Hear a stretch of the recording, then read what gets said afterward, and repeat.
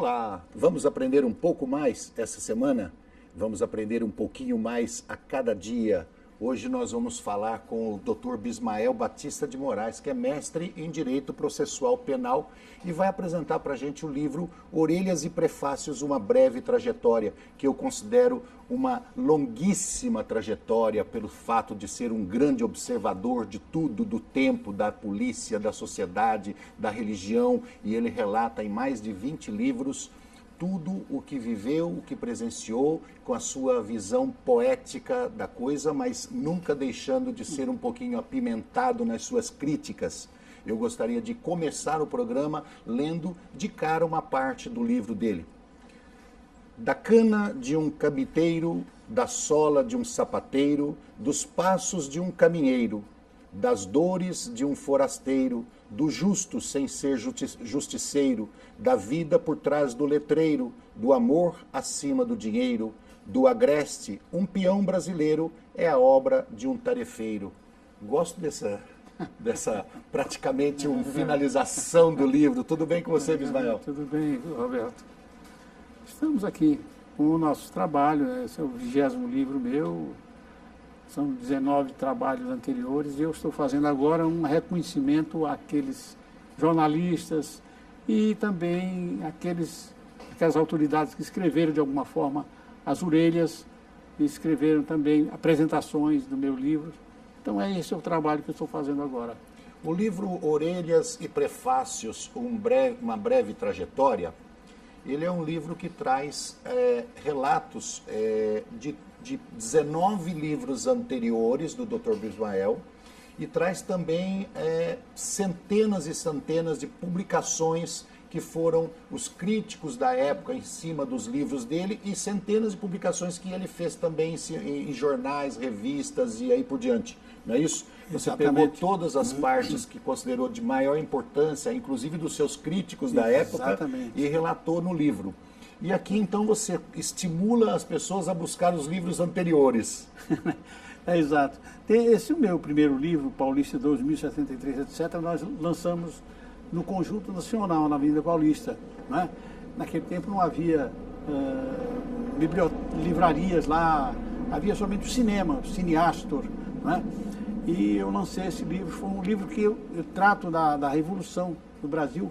Eu trato nesse primeiro livro, Paulista 2063, etc., os movimentos políticos na época, aquelas passeatas e Ouro para o Bem do Brasil, tudo isso eu trato nesse primeiro livro. Que foi em 65. Exatamente, 65. Porque eu tinha escrito o livro em 64 e ele foi lançado em 65. Né? E depois passei para o segundo livro, que foi A Ponte Imaginária, que eu fiz uma ligação entre a Praça da Sé, com todos aqueles problemas, e a Estação do Norte, no Brasil. Então eu fiz uma ligação esses dois lugares e transformei em A Ponte Imaginária. Né? E depois o livro Ipiranga do Sol e da Lua, que é Um Dia e uma Noite na Avenida Ipiranga. Então são esses 3 livros que eu lancei sobre a capital, são livros de crônicas, com toda a política, e a imprensa me deu uma cobertura muito grande. Herculano Pires, o professor Herculano Pires, escreveu o prefácio desse A Ponte Imaginária, mas ele havia escrito antes um trabalho, uma crônica sobre o meu livro Paulista 2073, etc. Então, para mim, foi muito... O J. Pereira, que era crítico da Folha de São Paulo, escreveu sobre A Ponte Imaginária, e assim sucessivamente. Muita gente boa, muita gente boa mesmo. Né? E depois fiz o meu primeiro livro, Pensação, que é um livro de poesia, né? Um livro pequenininho. Depois fui escrevendo trabalhos sobre direito e sobre polícia, sobre segurança. Escrevi uns 6 livros, 4 deles foram publicados pela editora Revista dos Tribunais, né? Estão esgotados. O meu livro de tese, por exemplo, da tese foi Direito e Polícia, uma introdução à polícia judiciária. É um trabalho grande que eu fiz e nesse trabalho de pesquisa meu, eu consegui escrever 480 páginas e transformei em 2 livros. O primeiro livro foi um livro pequeno, Polícia, Governo e Sociedade, que eu mostro o lado da polícia, o lado que a sociedade conhece a polícia. Aliás, quem me fez essa capa, a capa era um revólver mostrando para as pessoas. Eu achei essa capa maravilhosa. E porque eu não concordo com isso, não concordo com arma. Você não pode falar em polícia e falar em arma. Você tem que falar em polícia e falar de cabeça. Inteligência. Inteligência. Senão você não resolve o problema. Então a polícia só, na verdade, anda pisando em falso, né? E anda enxugando gelo, enxugando... Né? Então, na verdade, não tem condições. O trabalho de polícia é polícia preventiva, polícia que evita o crime, que deixa você em paz, que deixa a família em paz, que deixa o trabalhador em paz. Quer dizer, essa é a polícia que eu imagino, que eu fiz, né? Eu fiz. E escreveu nesse livro de mestrado seu. Exatamente. Ismael, esse livro, Orelhas e Prefácios, uma breve trajetória, como ele traz a história de todos os livros seus, de todos os seus artigos publicados, que foram muitos, de todas as críticas, ou boas ou ruins, que você recebeu na sua trajetória, ele praticamente marca a sua trajetória de vida sob o aspecto da sua visão, né? Exatamente. Então, eu queria começar lá atrás, do Agreste, um peão brasileiro. Você é de qual estado? Eu não sou de São Paulo, sou de Pernambuco, né? De Pernambuco. Veio para São Paulo? Cheguei com 14 anos. 14 anos. Então é uma situação. Meu irmão tinha 16 anos, eu com 14 anos. E nós dois trabalhando aqui em São Paulo, trabalhando como sapateiro, com ajudante sapateiro e tal. Depois, com 20 anos, eu servi o exército. Com 19 anos, eu servi o exército aqui em Quitaúna. E com 20 anos entrei para a Guarda Civil. Na época do governo, governador era Jânio Quadros, governador de São Paulo, né? Então, essa luta foi uma luta que me acrescentou muito, muito, muito. Depois eu comecei a estudar. Foi depois que eu entrei na Guarda Civil, eu comecei a estudar. Aí você fez a faculdade de Direito? Fiz a faculdade de Direito, depois prestei concurso para delegado de polícia e me aposentei como delegado de polícia, né? Fui professor universitário na Católica, aqui em Santana, na Unip, no Tatuapé, na Unip, Universidade Paulista, e também dei aula na Faculdade de Direito de Guarulhos durante 20 anos e na Academia de Polícia. Então, eu na verdade, tenho 27 anos como professor. 27 anos. O Dr. Bismael, ele é amigo meu de muitos anos, que eu tenho o maior orgulho de dizer isso, porque é uma pessoa que eu tenho o prazer de dizer assim, olha, é meu amigo e eu ponho a mão inteira no fogo por ele. É raríssimo você poder falar isso, né? O Dr. Bismael, ele tem um currículo maravilhoso. Ele é doutor em Direito Processual Penal, foi presidente da Associação dos Delegados do Estado de São Paulo, professor universitário de Direito, é escritor, poeta e compositor. Certo? E essa trajetória dele, que consta nesse livro, Orelhas e Prefácios, faz um apanhado interessantíssimo, que é importante que as pessoas que gostem desse tipo de contraponto entrar nesse conhecimento que o Bismael detém, que é o seguinte: ele toda a vida trabalhou como policial, como delegado. E a partir de 1982, Bismael ingressou na religião, assim, mais profundamente, dentro do espiritismo kardecista. E aí ele começa a fazer uma conjugação, ou um apanhado, ou um demonstrativo, digamos assim, de como as duas coisas podem se conjugar e conjugar bem, né? Então, uma boa parte dos seus livros traz esse conflito que existia entre, não, eu sou policial, então eu tenho que agir com rispidez, com energia e tudo mais. E o Espiritismo fala de amor, de tranquilidade, de paciência, perseverança, tolerância e tudo mais. Como conjugar tudo isso? Então, toda essa observação, todo esse olhar seu é muito interessante em todos os seus livros. Pois é, o primeiro livro, dentre os 20 livros meus, 3 livros são livros espíritas. A Pena de Morte e Cremação numa Visão Espírita. Aliás, esse livro ele está esgotado hoje. Graças a esse livro, foi lançado em 81, há 17 anos atrás, hoje as cidades têm crematório, porque não tinha, só algumas capitais tinham crematórios. E as pessoas perderam o medo de cremação. O pessoal acha, puxa vida, eu morri e eu vou ser queimado? Não. Então, eu faço uma explicação de como é a cremação, o que é que a pessoa ela tem que estar preparada para isso, né? Então, não existe nenhum problema. E escrevi o segundo livro sobre espiritismo, também foi Mensageiros Amnésicos, em que eu junto alguns artigos e pego a situação da mulher no mundo também, no Oriente, no Ocidente. Então, as mulheres, eu fiz um artigo próprio para elas nesse livro Mensageiros Amnésicos, que também está esgotado. E o terceiro livro, que é Espiritismo e Polícia, eu quis conhecer. Puxa, eu conheço a polícia estudando a polícia, não conheço a polícia de dar tiro, de bater, de brigar, não. Eu conheço a polícia de estudo, né? Eu fiz minha pesquisa de pós-graduação foi sobre polícia. E para a Universidade de São Paulo. Então, nesse livro eu tento mostrar para o homem comum ou para o espírita o que é a polícia. E tento mostrar para o policial que pensa que espiritismo é brincadeira, é pilhéria, o que é espiritismo. Então, nesse livro, Espiritismo e Polícia, que também está quase se esgotando, eu faço esse trabalho.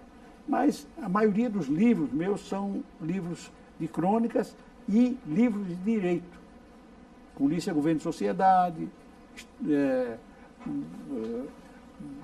Direito e Polícia, artigos de Polícia e Direito, né?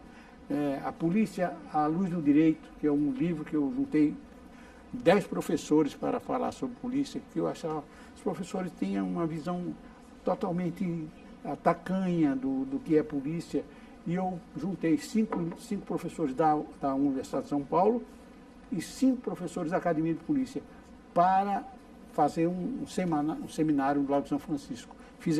Foi o primeiro seminário sobre polícia no Brasil, feito numa universidade grande, e transformei no livro. Ismael, eu vou precisar pedir um segundinho para você, que nós temos que chamar um intervalo. Você continua falando desse seminário logo depois. Nós vamos para um rápido intervalo e já voltamos.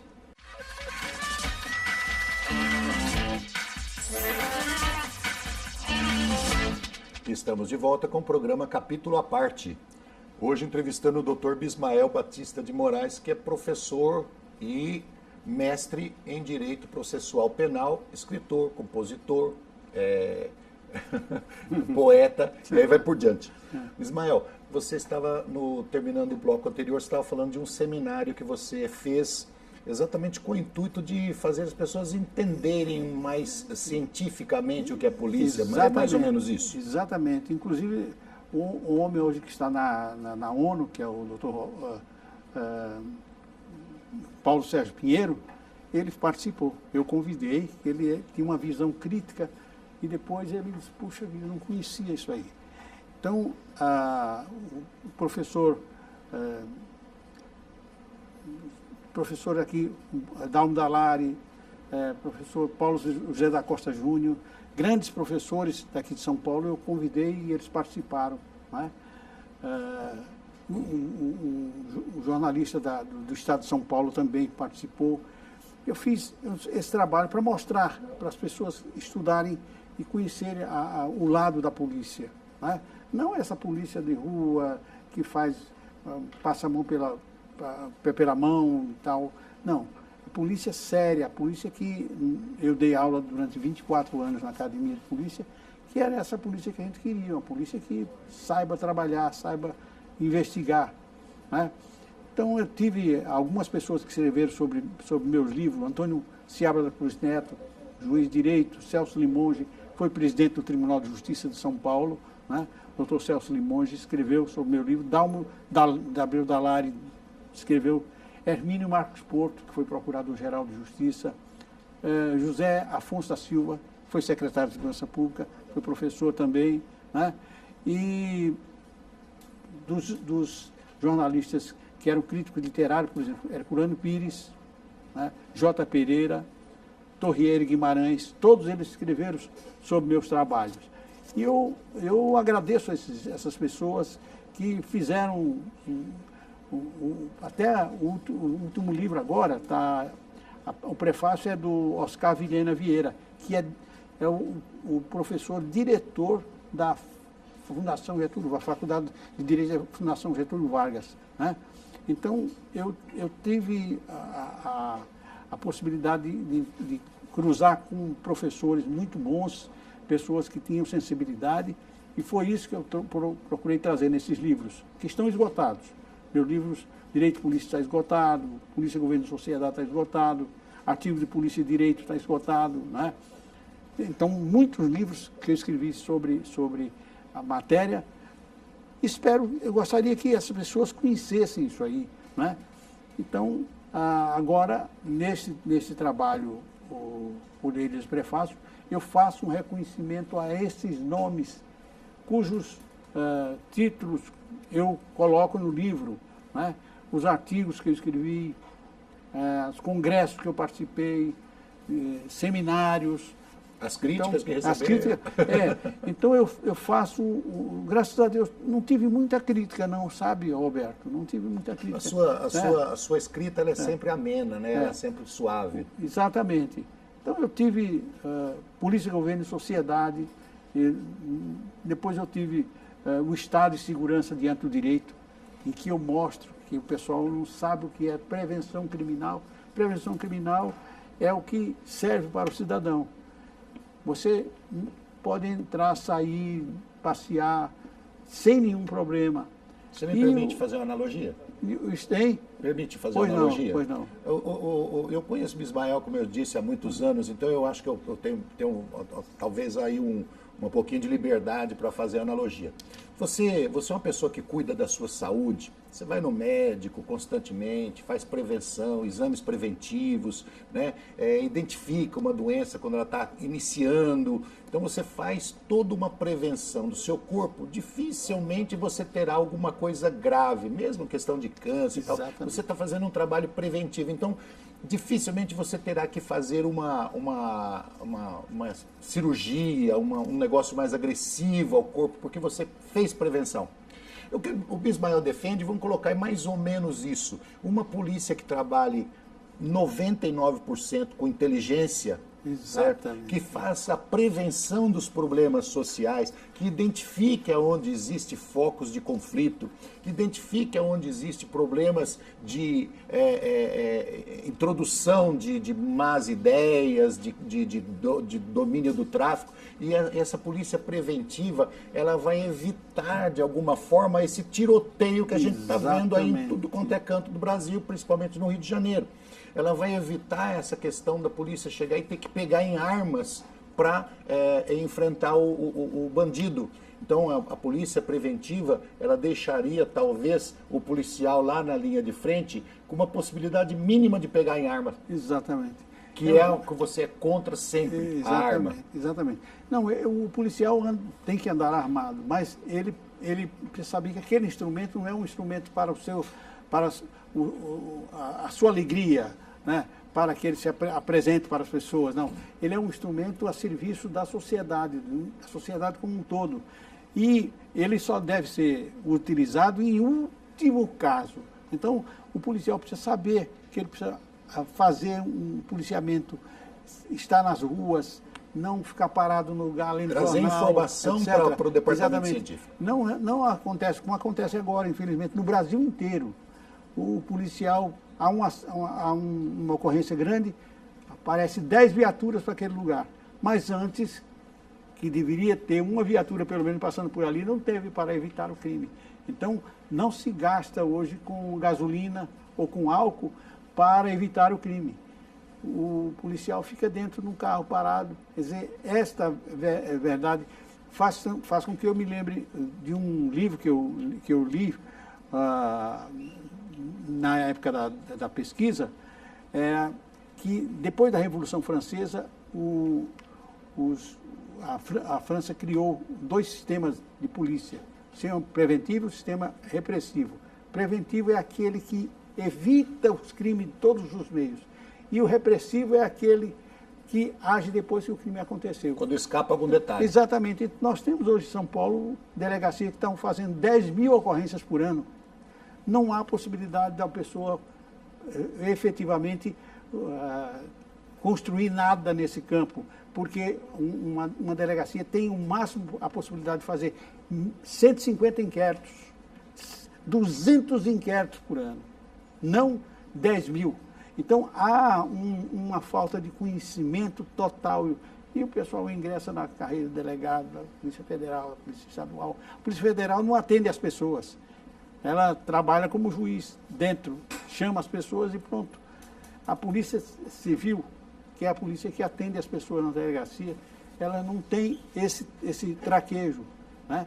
Então, eu acho que nós devemos, desde a Revolução Francesa, ter a Lei de Três do Brumário, que dizia no artigo 19, de 20, dizia que a polícia preventiva é aquela que sai à rua para evitar os crimes. Não para praticar crime, né? Evitar o crime.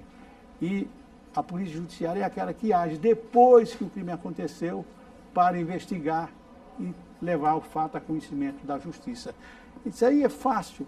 E eu noto hoje que tem coronéis que não sabem, delegados que não sabem. E, infelizmente, dolorosamente, me dói, porque é um serviço muito bom, que pode prestar um grande serviço econômico para o Estado, que hoje a polícia preventiva é econômica para o Estado e é boa para o cidadão, porque ele trabalha tranquilo. Então, hoje a gente sabe que não há uma preocupação com a polícia preventiva. Eu tenho mais de 10 livros, eu tenho escrito sobre isso aí, e as pessoas parecem que não leem. Então, eu fico meio chateado, mas eu tenho que acreditar que com o tempo as coisas vão mudando, né? Perseverar. Exatamente. Perseverar sempre. Mas eu tive aqui pessoas que escreveram sobre meus trabalhos, Paulo José da Costa Júnior, Oscar Vilhena Vieira Ferreira, Antônio Seabra da Cruz Neto, Celso Limonge, que foi presidente do Tribunal de Justiça, né? Professor Dalmo Dalbeiro do Alari, né? E Hermínio Marcos Porto, José Afonso da Silva, Herculano Pires, J. Pereira, Torreira Guimarães. Esse pessoal escreveu sobre meus trabalhos. Escreveu não para me jogar louros, né? Me colocar lá para cima, mas para verificar a verdade que eu trato dentro do meu livro.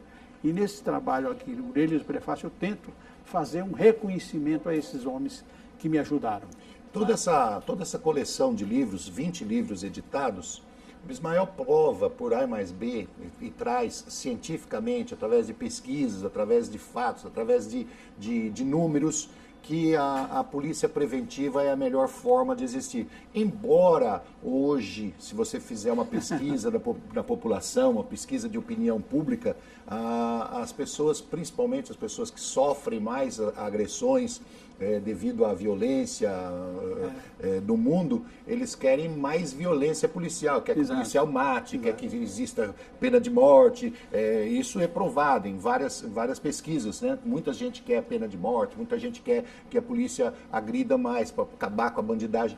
Isso é uma bola de neve, porque ela vai crescendo e chega a um ponto de não ter retorno. Então, a partir do momento que as pessoas começarem a ler esses livros, começarem a se interessar por essa ideia, por essa pesquisa, por esse objetivo que o Bismael prega e luta por ele sempre, nós vamos perceber que se começar a fazer um processo retroativo, ou seja, e diminuindo a violência, mais pesquisa e mais prevenção, nós vamos chegar num campo que não é perfeito, mas melhor do que está agora. Exatamente. Não, o que acontece é que nós temos a indústria de armas e munições, que ela ganha com as polícias. Eu não concordo com isso. Ganha e não paga, por exemplo, o hospital, o camarada é ferido.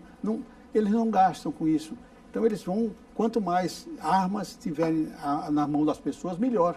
Eu já vi um desembargador, foi secretário de Segurança Pública em São Paulo, dizer assim: eu gostaria que cada cidadão tivesse uma arma em sua casa, no seu criado mudo. Isso é uma coisa absurda. Um homem não pode, de forma alguma, estudar para pedir isso aí. Nós queremos a tranquilidade e não armas. Então, o que acontece por isso é muito dinheiro. Então, tem dinheiro na televisão, através dos programas estatística de criminais, o programa é armas, seguros, porque hoje você segura um carro seu no banco para evitar que ele seja furtado. E, na verdade, o bandido está prestando um serviço ao banco. Por incrível que pareça, o bandido... Está servindo, exatamente, tá servindo a indústria de armas. Exatamente. Então, não há prevenção, infelizmente. Né? Terminamos. Obrigado pela sua presença. Obrigado pelo seu trabalho. Eu aconselho a vocês que queiram se interessar por uma sociedade mais justa, uma sociedade mais amena, uma sociedade mais tranquila. Procure esse livro, Orelhas e Prefácios, uma breve trajetória, que está aí nas boas livrarias do ramo. Você vai ver aqui uma trajetória do Bismael e toda a defesa que ele faz em cima da pacificação do homem, do pacifismo de uma maneira geral, né? Obrigado a você pelo seu trabalho, obrigado por você ter vindo aqui no nosso programa. Muito obrigado. Obrigado a você de casa que esteve conosco no programa Capítulo à Parte. Nós te esperamos na próxima semana. Um abraço, até lá.